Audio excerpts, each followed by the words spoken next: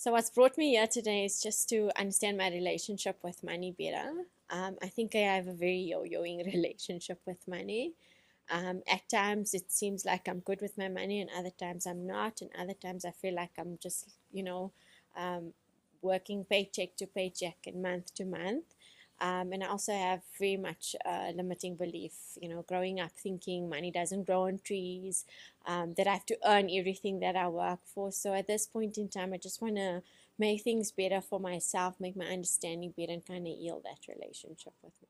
Understanding my money story better, but I think it was also by putting it out there and voicing it, I have a better understanding and awareness now.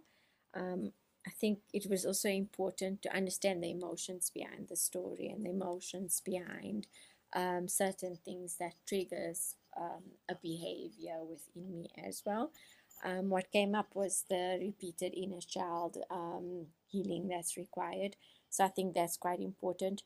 But then I think what I really liked was the exercise we did right in the end. So I really need to do that lifestyle audit, and I really need to go into the nitty gritty of where I'm spending my money.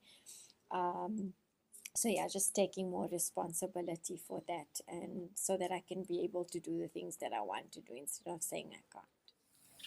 We hope that you enjoyed that review by Minal.